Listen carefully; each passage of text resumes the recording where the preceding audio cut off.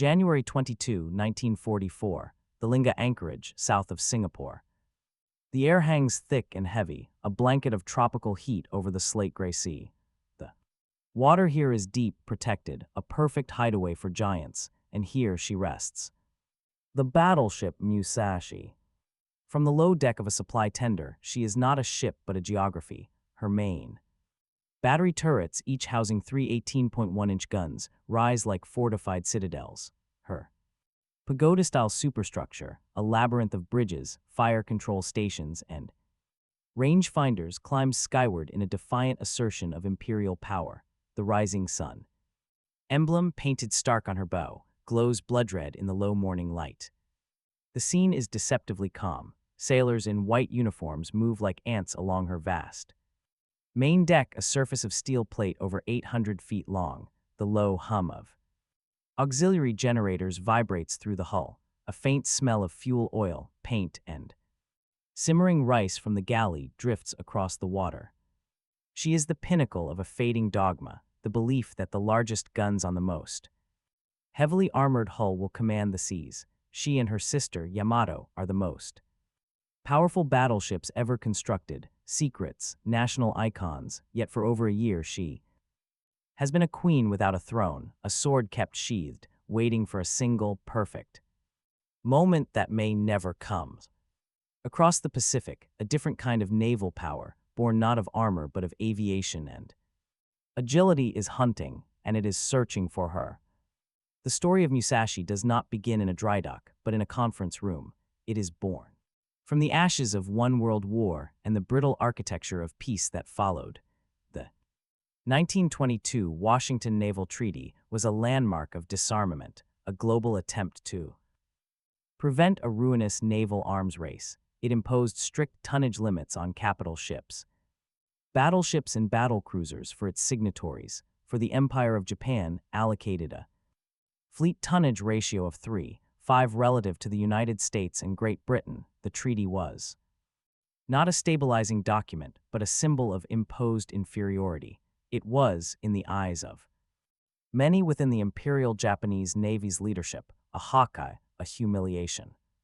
From this simmering resentment, a clandestine philosophy took root. If Japan could not match its potential adversaries in numbers, it would overwhelm them with individual qualitative supremacy. The concept was Kantai-Kessen, the decisive battle, the strategy envisioned a defensive war of attrition in the vast Pacific, whittling down the advancing American fleet with submarines and light forces before finally annihilating it in a single thunderous confrontation within Japanese home waters. For this apocalyptic finale, Japan would need a weapon of unmatched power, a battleship so massive, so heavily armed and armored, that it could engage and destroy multiple enemy battleships from a range at which it could not be harmed. Thus, in absolute secrecy, Project A-140 was initiated. Designers and naval architects worked behind shielded walls at the Kure Naval Arsenal. Every blueprint was classified as a state secret of the highest order. The target specifications were a brutal departure from all naval norms: main armament of 9 18.1-inch 46 cm guns, a caliber 25% larger than anything afloat, a side belt of armor over 16 inches thick, angled to increase its effective resistance, and a displacement that would inevitably exceed 70,000 tons, nearly double the treaty limit. To hide their true size, the ships would be built with deceptive bulbous bows and compact, curved funnels to give an illusion of smaller proportions from a distance. Musashi was the second of these leviathans. Her keel was laid down at the Mitsubishi Nagasaki shipyard on March 29, 1938. The veil of secrecy was suffocating. The shipyard was enveloped in a vast sisal rope curtain. 1.3 million feet of it hung from masts to obscure all view from the hills surrounding the city. Workers underwent strict security screenings. The local populace was told the project was merely an expansion of the dock facilities when the immense hull, a mountain of steel, became too large to conceal. Nets were strung across its width, further complicating any accurate assessment. This berth in Shadows forged the ship's identity. She was a national symbol, but one her own people were forbidden to truly see. She was launched to a muted ceremony on November 1, 1940, and after fitting out and exhaustive trials, was formally commissioned into the Imperial Japanese Navy on August 5, 1942. Her arrival coincided with a critical shift in the Pacific War. The Battle of Midway, just 2 months prior, had shattered the offensive power of the Japanese carrier fleet. The strategic initiative was passing irrevocably to the United States. Musashi, this ultimate weapon designed for the Kantai-Kessen, was now entering a conflict where the paradigm of naval power had already changed. She was built to fight the last war's ultimate battle, just as the next war's decisive weapon, the aircraft carrier, had already proven its dominion. Upon her commissioning, Musashi was not sent on a desperate mission to reverse the tide at Midway. Instead, she steamed for the Japanese stronghold at Truk Atoll, Caroline Islands, becoming the new palatial flagship of the combined fleet for Admiral Isoroku Yamamoto. For 8 months, she served as a floating command center, symbol of Japanese naval might, from which Yamamoto directed operations across the Solomons. Her immense bulk provided stable platform for staff meetings and communication, but her great guns remained silent, her armor untested. Her presence was psychological, a statement of latent power. That chapter ended abruptly on April 18, 1943, when Yamamoto's flight itinerary was decrypted by U.S. codebreakers. The admiral was killed when his aircraft was ambushed over Bougainville. Musashi, the grand flagship, carried his ashes back to Japan. This return marked the beginning of Musashi's long, static purgatory. The catastrophic losses at Midway and the grinding attrition of the Solomon Islands campaign had gutted Japan's elite carrier aviation corps. The master plan of Kantai-Kessen was in tatters. The American fleet was not being lured into a trap, it was advancing relentlessly. Under the protection of its own, now superior, carrier task forces, the Japanese battleship force, centered on Yamato and Musashi, found itself strategically paralyzed. To commit them to a distant engagement without air cover was to risk the unthinkable. The loss of the sacred, invincible symbols of the empire, yet to hold them in reserve, was to render their colossal cost and manpower meaningless. The solution was a hollow compromise. The 1st Battleship Division, with the giants at its core, was shifted between anchorages at Truk, Kure, and finally the Linga roads near Singapore. Linga was chosen for its proximity to the vital oil fields of the Dutch East Indies, the fleet's lifeblood, and its position within theoretical striking distance of any American thrust into the Philippines or the Carolinas. Here Musashi sat, her crew over 2,400 men, drilled incessantly.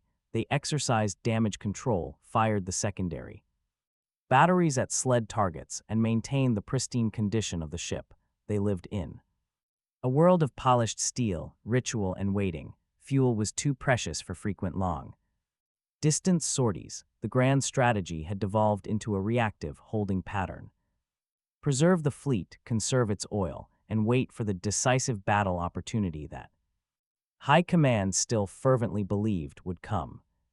Meanwhile, the American strategy of island hopping was systematically severing Japan's defensive perimeter. By mid-1944, the U.S. capture of the Mariana Islands, Saipan, Guam, Tinian, placed the Japanese home islands within range of the new B-29 superfortress bombers. The empire's defensive line was collapsing. In Tokyo, the pressure to use the dormant battle fleet became unbearable. The Kantai-Kessen was no longer a planned trap, it was now a desperate final gamble. The catalyst would be the American invasion of the Philippines, an attack on the very heart of Japan's southern resource area. When that invasion came, the order would finally be given.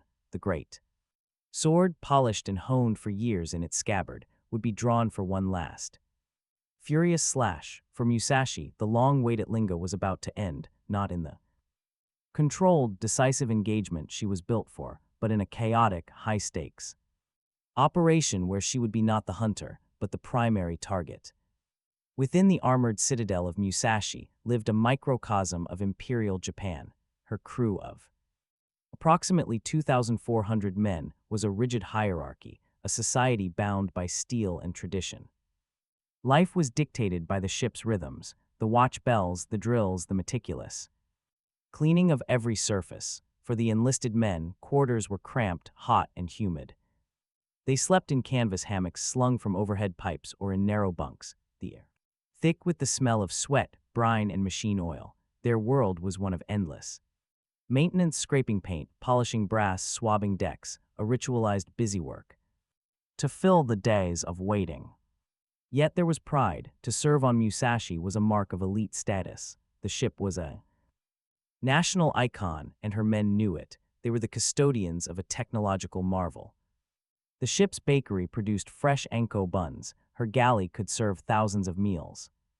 She had state-of-the-art refrigeration, a sickbay with surgical facilities, and even a sake still for special occasions. But this modernity existed within an unyielding feudal structure. Officers, often graduates of the elite Edejima Naval Academy, lived in separate quarters, dined on better food, and commanded with an authority that was absolute. The divide was physical and psychological. This human machine was trained for a specific, apocalyptic purpose: damage control.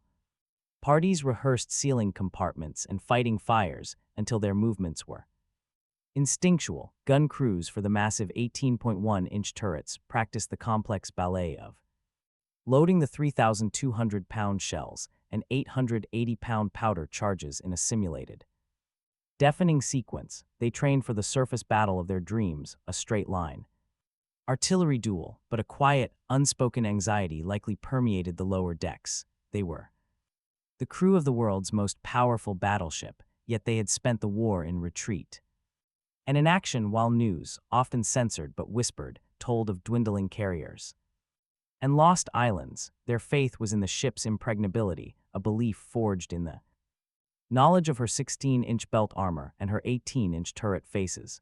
They were community bound for a singular destiny, operating a machine of immense power, yet increasingly aware that the war outside their armored walls was changing in ways their great ship was not designed to face.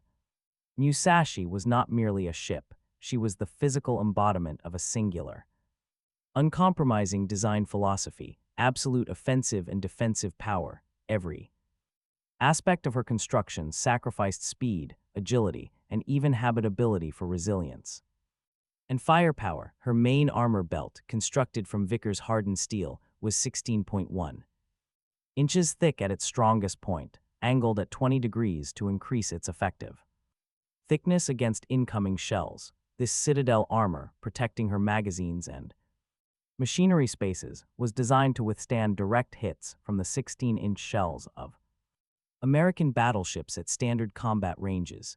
Her deck armor, a layered sandwich of steel, was up to 9 inches thick over the magazines, intended to shrug off plunging fire and aerial bombs.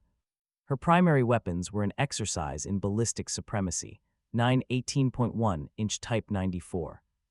Naval guns were housed in 3 triple turrets. Each gun barrel was over 70 feet long.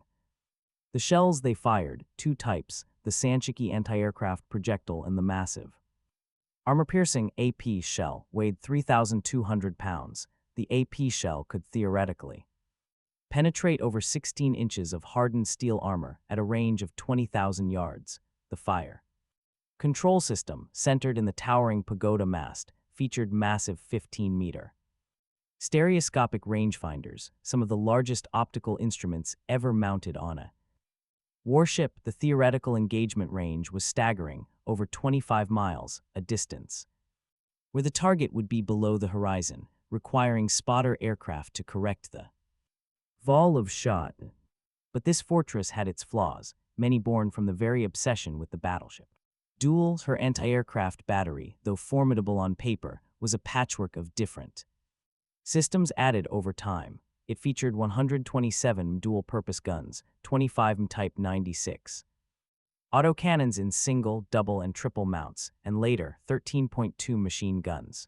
The 25mm cannon, the backbone of her close-range defense, was critically flawed. It had slow rate of fire. Its magazines held only 15 round clips, requiring constant changing. And it produced a fierce muzzle blast that obscured the gunner's view, most damningly. It lacked a proximity fuse, relying on unreliable time-fused shells or direct hits.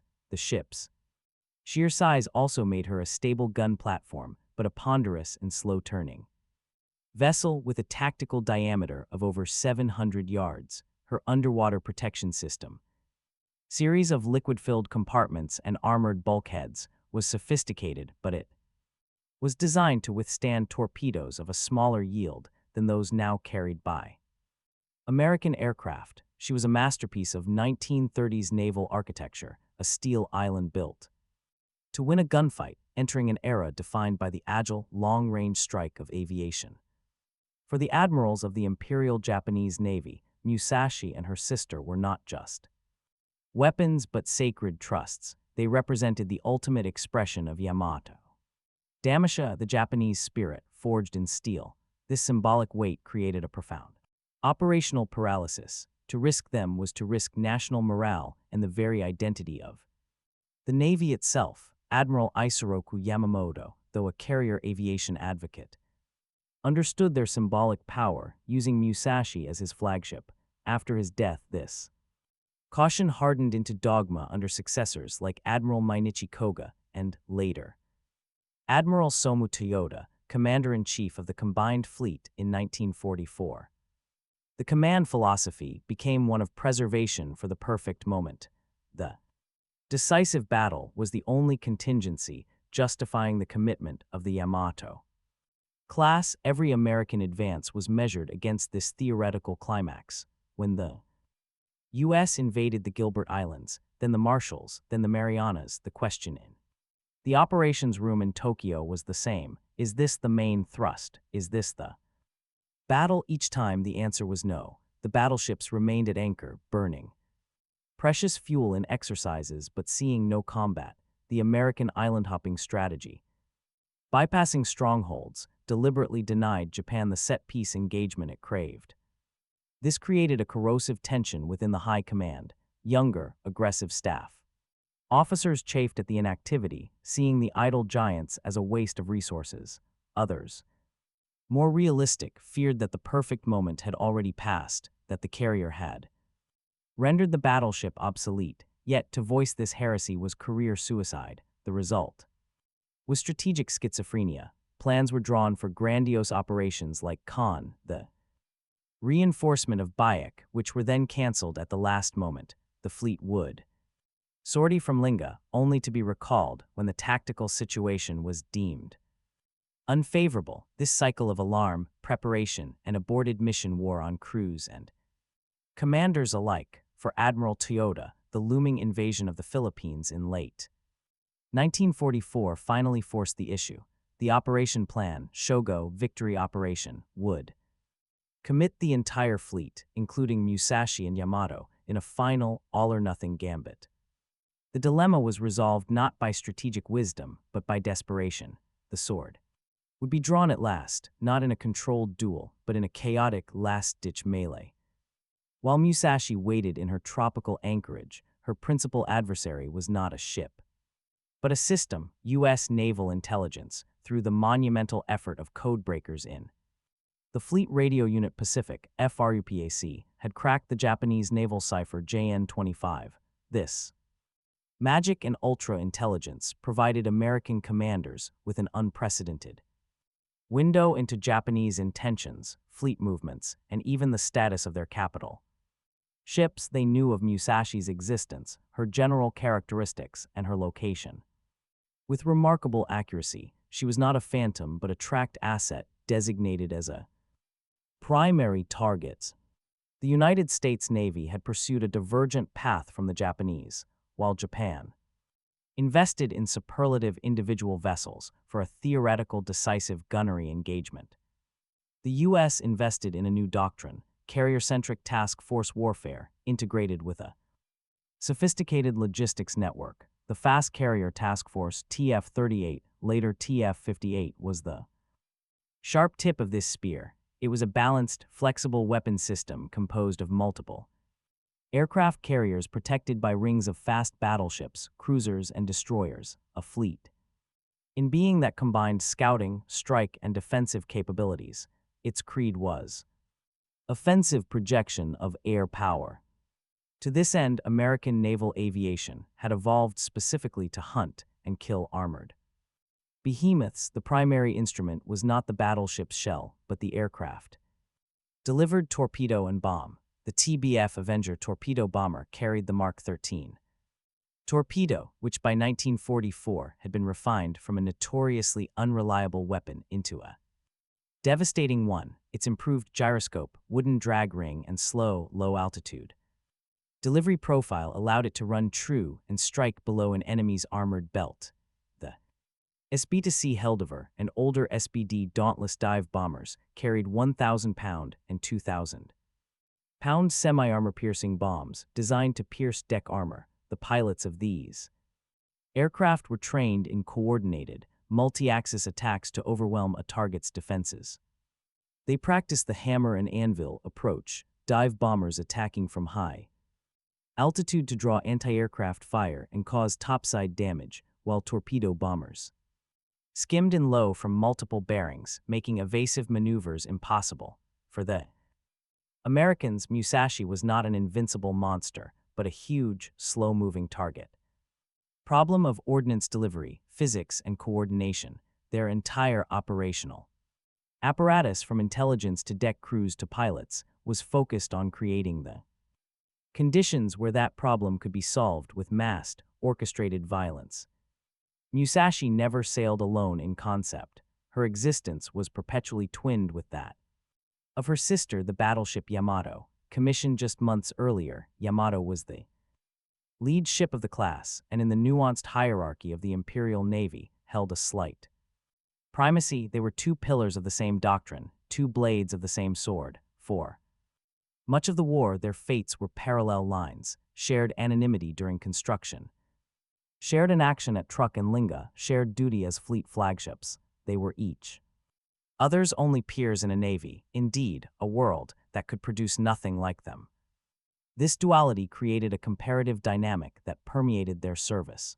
Crews took a silent pride in their own ship, but rumors and gossip about the sister's condition, capabilities, or even the quality of her food would circulate. The ships themselves had minor differences. Musashi, built by Mitsubishi at Nagasaki, incorporated slight lessons from Yamato's construction at the Kure Naval Arsenal. Her bridge structure was modestly different. Her anti-aircraft suite varied in configuration, but in essence they were identical in strength and vulnerability. The fate of one would inevitably prophesy the fate of the other.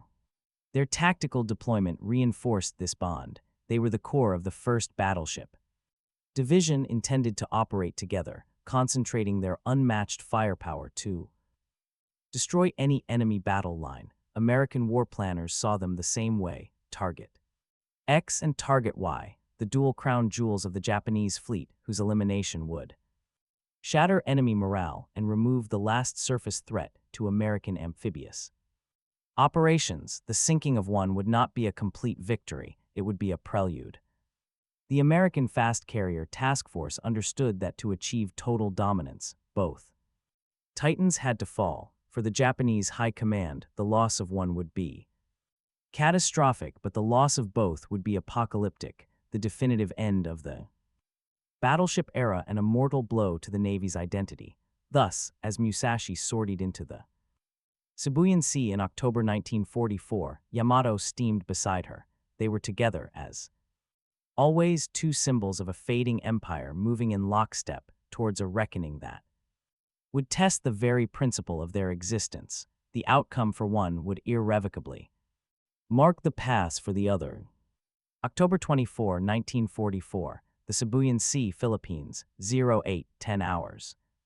The American submarine darter had already scored the first blow, crippling the heavy cruiser Takao in the Palawan Passage the night before. Now, in the bright morning light of the 24th, the scout planes of Admiral William Bull, Halsey's Third Fleet, found the main Japanese force. At 08:12, an SB-to-C Heldover pilot from the USS Intrepid radioed a contact report that sent a jolt through the American command, 2 battleships of the Yamato-Class, 1 heavy cruiser, 4 light cruisers, 12 destroyers, course 60.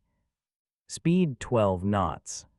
It was center force under Admiral Takeo Kurita. His mission was to transit the San Bernardino Strait, emerge into the Philippine Sea, and descend upon the vulnerable American landing forces at Leyte Gulf, at the heart of his formation. Steamed Musashi and Yamato, the sighting confirmed the Americans' greatest hope and fear. The giants were out, committed, aboard the flagship Musashi, now flying Kurita's flag. The mood shifted from tense anticipation to grim resolve.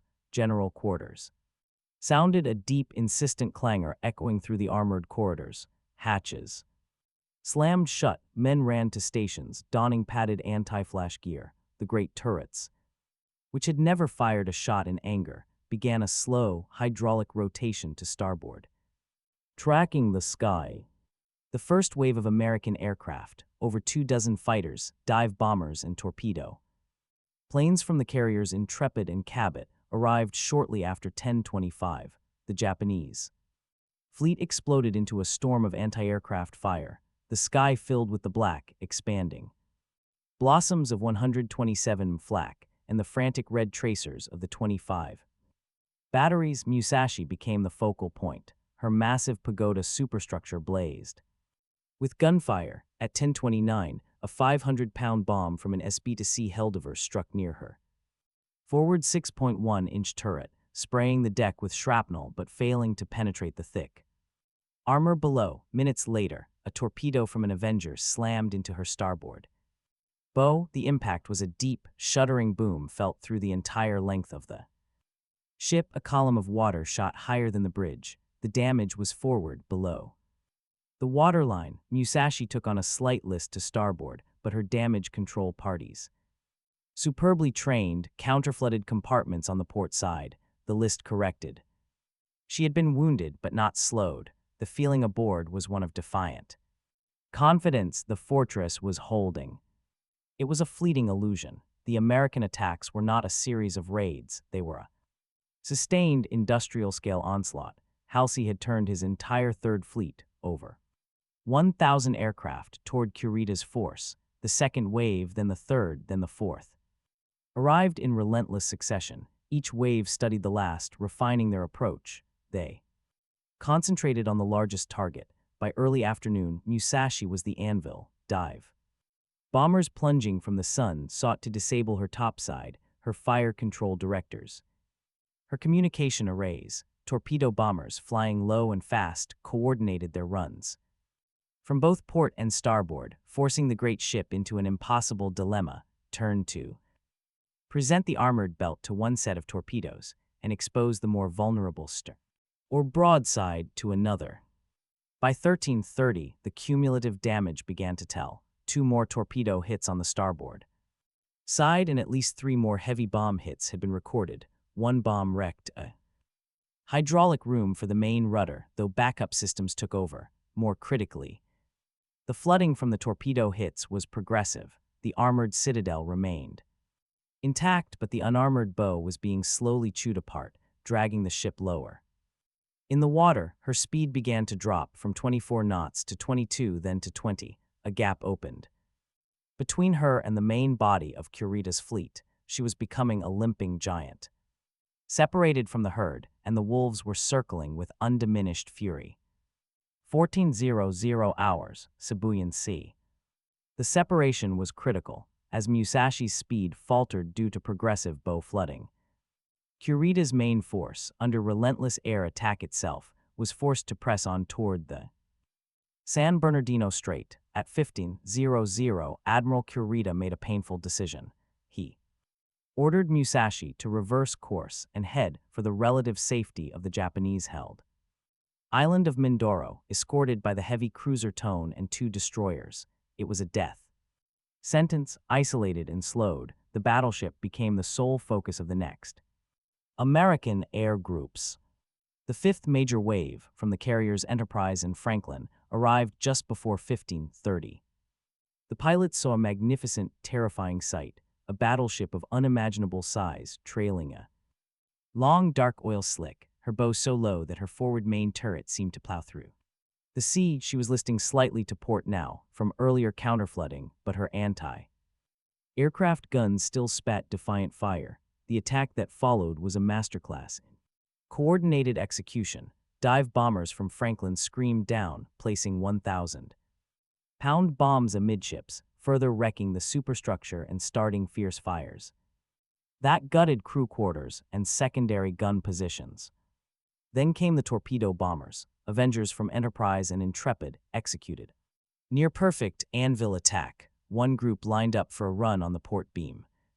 As Musashi's remaining gunners swung their weapons to meet this threat, a second group swept in from the starboard side. The ship could not evade both. In quick succession, 3 Mark 13 torpedoes struck the port side, the blasts massive geysers of white water followed by deep, metallic groans, tore open her hull over a 150-foot length. The list to port began to increase, 5 degrees, then 10. 15:55 hours, the sixth and final wave, aircraft from the carriers Essex and Lexington delivered the coup de grace. With her list obvious, the torpedo pilots aimed for the exposed starboard side, now rising from the water.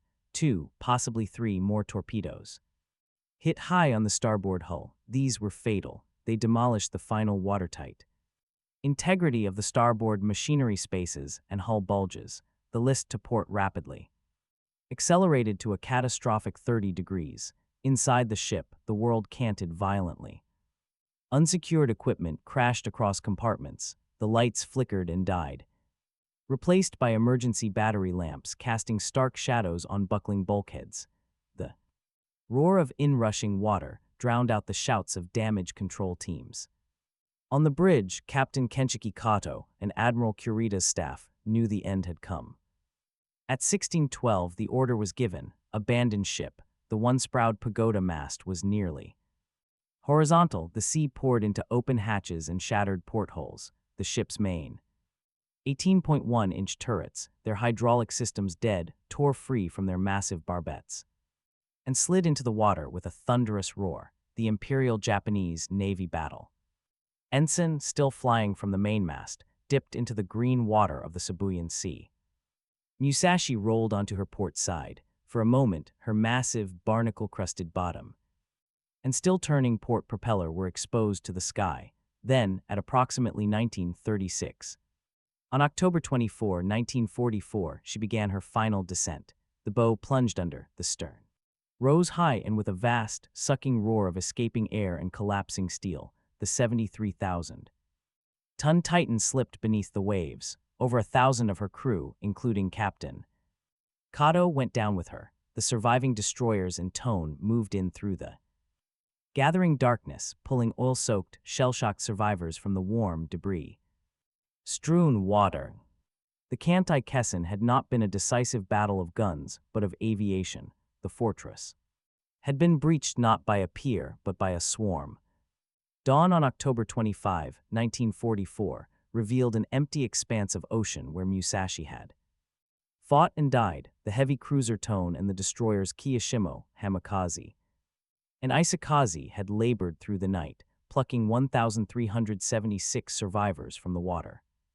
They were taken to the Japanese-held port of Koran on Busuanga Island, a ragged, oil-blackened testament to the catastrophe. The loss of life was staggering: 1,023 officers and men, including the commanding officer, Captain Kenshiki Kato, who chose to remain on the bridge, perished with their ship. The rescued were not greeted as heroes of a glorious last stand, but as living evidence of a profound and destabilizing defeat. They were swiftly dispersed to other units, their story subject to strict censorship. In Japan, the public was told only that the mighty Musashi had been lost after heroic combat. Details were scarce, the scale of the disaster obscured. For the American aviators and Admiral Halsey's staff, the initial assessment was one of triumphant, if incomplete, success. Pilot debriefings and gun camera footage painted a picture of a ship absorbing unbelievable punishment. Initial claims were understandably Exaggerated in the fog of war, reports stated 19 torpedo hits and 17 bomb hits. Post. War analysis combining American action reports and Japanese survivor accounts would refine the tally to a still astounding 10 to 12 aerial torpedo strikes and at least 16 direct bomb hits along with numerous near misses. The ordnance had worked as designed. The Mark 13 torpedoes, set to run at a depth of 10-15 feet, had struck Musashi below her main armored belt in the vulnerable bow and stern sections. The cumulative flooding was insurmountable. The 1,000-pound and 500-pound semi-armor-piercing bombs had not penetrated her main citadel, but they had methodically obliterated her topside, fire control directors, anti-aircraft mounts, communications, equipment, and ventilation shafts. They had turned her into a blinded, bleeding beast. The U.S. Navy's immediate conclusion was unequivocal. The sinking of Musashi provided the most compelling real-world validation to date of its carrier-centric doctrine.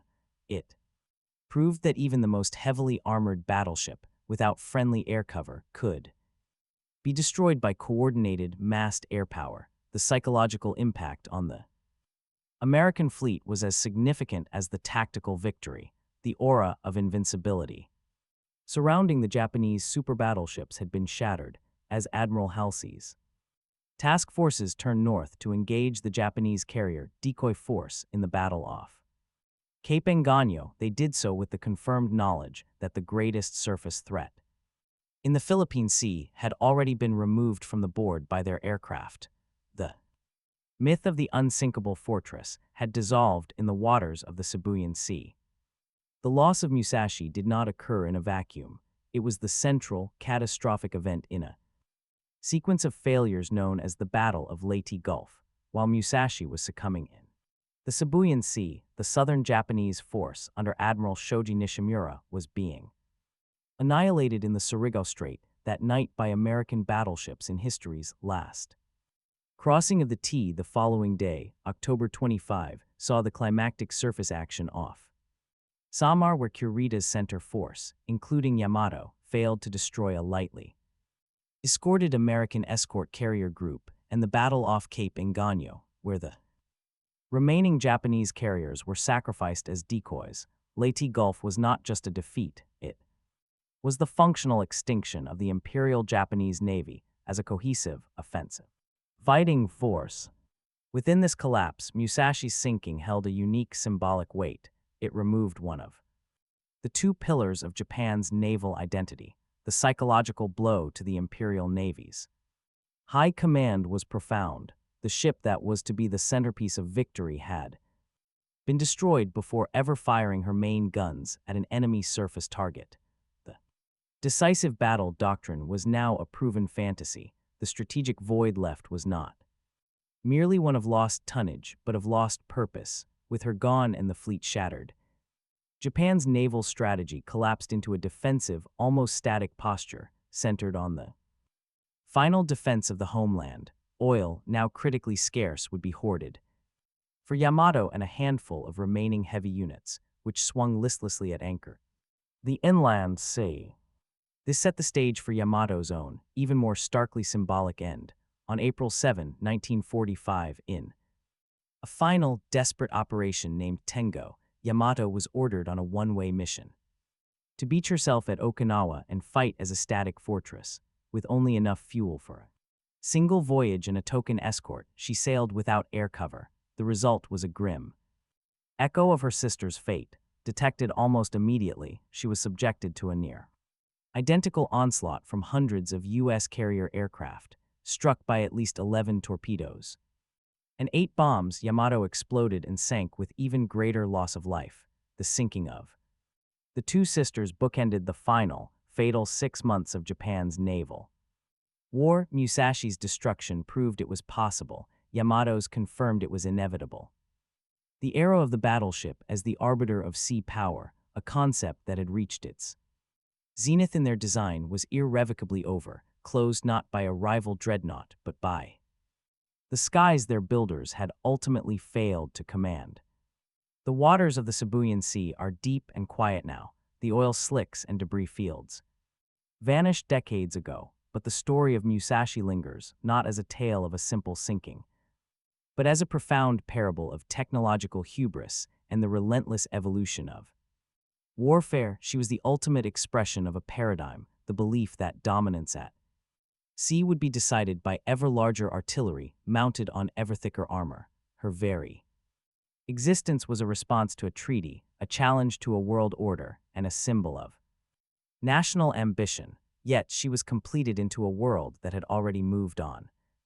Musashi and her sister represent a poignant what-if of history, but not in the tactical sense. The more compelling question is not what would have happened if she had fought her perfect surface battle, but what her creation and loss tell us about the nature of military investment and strategic foresight. She consumed resources that could have built carriers, aircraft, and a robust merchant marine. She demanded a crew of thousands who could have manned anti-submarine escorts or air defense batteries. She was a masterpiece of a certain kind of engineering, but she was also a monumental misallocation in a war decided by production, intelligence, and air power. Her end, therefore, is not merely a dramatic battle scene, it is a historical punctuation. Mark, the coordinated attack that sent her to the bottom, was the physical manifestation of a new American way of war, networked, intelligence-driven, and projecting power at range. The pilots who flew against her were not knights in single combat, they were the deliverers of a systemic verdict. In sinking, Musashi did not just vanish beneath the waves, she took with her an entire philosophy of naval warfare. She was the last and greatest dinosaur, succumbing not to a bigger predator, but to a change in the climate itself. Today her wreck lies broken in the darkness, a vast and haunting monument. She serves as a silent reminder that the true measure of a weapon's power lies not in its specifications on paper, nor in the awe it inspires, but in its relevance to the moment of its use. Musashi was built to win a war that ended in 1918. She sank in the war that defined the 20th century, a titan rendered obsolete by the very skies she sought to defy. Her legacy is one of breathtaking scale, profound tragedy, and the eternal lesson that the relentless march of technology, there is no such thing as an unsinkable fortress.